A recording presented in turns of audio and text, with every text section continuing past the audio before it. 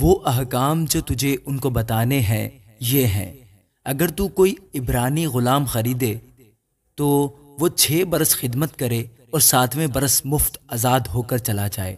اگر وہ اکیلا آیا ہو تو اکیلا ہی چلا جائے، اور اگر وہ بیاہا ہو تو اس کی بیوی بھی اس کے ساتھ جائے۔ اگر اس کے آقا نے اس کا بیاہ کرایا ہو اور اس عورت کے اس کے بیٹے اور بیٹیاں ہوئی ہوں تو وہ عورت اور اس کے بچے اس آقا کے ہو کر رہیں اور وہ اکیلا چلا جائے۔ پر اگر وہ غلام صاف کہہ دے کہ میں اپنے آقا سے اور اپنی بیوی بچوں سے محبت رکھتا ہوں، میں آزاد ہو کر نہیں جاؤں گا، تو اس کا آقا اسے خدا کے پاس لے جائے اور اسے دروازہ پر یا دروازہ کی چوکھٹ پر لا کر ستاری سے اس کا کان چھیدے، تب وہ ہمیشہ اس کی خدمت کرتا رہے۔ اور اگر کوئی شخص اپنی بیٹی کو لونڈی ہونے کے لیے بیچ ڈالے تو وہ غلامہ کی طرح چلی نہ جائے۔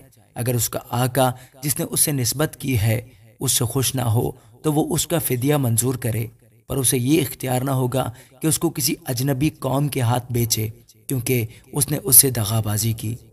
اور اگر وہ اس کی نسبت اپنے بیٹے سے کر دے تو وہ اس سے بیٹیوں کا سا سلوک کرے۔ اگر وہ دوسری عورت کر لے تو بھی وہ اس کے کھانے، کپڑے اور شادی کے فرض میں قاصر نہ ہو۔ اور اگر وہ اس سے یہ تینوں باتیں نہ کرے تو وہ مفت میں بے روپے دیے چلی جائے۔ اگر کوئی کسی آدمی کو ایسا مارے کہ وہ مر جائے تو وہ قطعی جان سے مارا جائے۔ پر اگر وہ شخص گھات لگا کر نہ بیٹھا ہو بلکہ خدا ہی نے اسے اس کے حوالے کر دیا ہو تو میں ایسے حال میں ایک جگہ بتا دوں گا جہاں وہ بھاگ جائے۔ اور اگر کوئی دیدہ و دانستہ اپنے ہمسائے پر چڑھ آئے تاکہ اسے مکر سے مار ڈالے تو اسے میری قربان گاہ سے جدا کر دینا تاکہ وہ مارا جائے۔ اور جو کوئی اپنے باپ یا اپنی ماں کو مارے وہ قطعی جان سے مارا جائے۔ اور جو کوئی کسی آدمی کو چرائے، خواہ وہ اسے بیچ ڈالے خواہ وہ اس کے ہاں ملے، وہ قطعی مار ڈالا جائے۔ اور جو اپنے باپ یا اپنی ماں پر لعنت کرے وہ قطعی مار ڈالا جائے۔ اور اگر 2 شخص جھگڑیں اور ایک دوسرے کو پتھر یا مکہ مارے اور وہ مرے تو نہیں پر بستر پر پڑا رہے، تو جب وہ اٹھ کر اپنی لاٹھی کے سہارے باہر چلنے پھرنے لگے تب وہ جس نے مارا تھا بری ہو جائے اور فقط اس کا ہرجانہ بھر دے اور اس کا پورا علاج کرا دے۔ اور اگر کوئی اپنے غلام یا لونڈی کو لاٹھی سے ایسا مارے کہ وہ اس کے ہاتھ سے مر جائے تو اسے ضرور سزا دی جائے، لیکن اگر وہ 1-2 دن جیتا رہے تو آقا کو سزا نہ دی جائے، اس لیے کہ وہ غلام اس کا مال ہے۔ اگر لوگ آپس میں مار پیٹ کریں اور کسی حاملہ کو ایسی چوٹ پہنچائیں کہ اسے اسقاط ہو جائے پر اور کوئی نقصان نہ ہو تو اس سے جتنا جرمانہ اس کا شوہر تجویز کرے لیا جائے، اور وہ جس طرح قاضی فیصلہ کرے جرمانہ بھر دے۔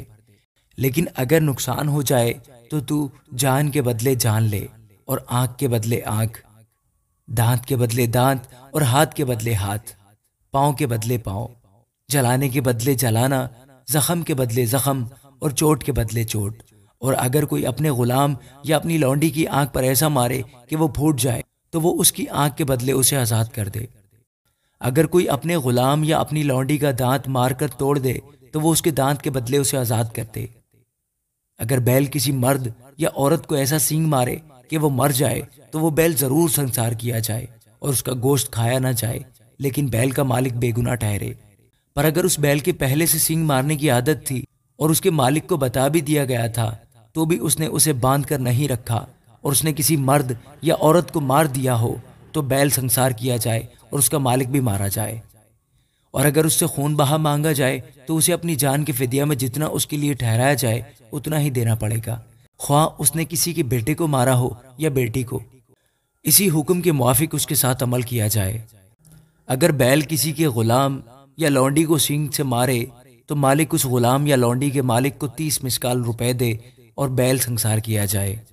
اور اگر کوئی آدمی گھڑا کھولے یا کھودے اور اس کا منہ نہ ڈھانپے اور کوئی بیل یا گدھا اس میں گر جائے تو گھڑے کا مالک اس کا نقصان بھر دے اور ان کے مالک کو قیمت دے اور مرے ہوئے جانور کو خود لے لے۔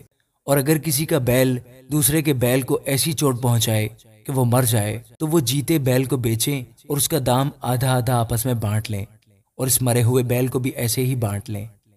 اور اگر معلوم ہو جائے کہ اس بیل کی پہلے سے سینگ مارنے کی عادت تھی اور اس کے مالک نے اسے باندھ کر نہیں رکھا تو اسے قطعی بیل کے بدلے بیل دینا ہوگا اور وہ مرا ہوا جانور اس کا ہوگا۔ آمین۔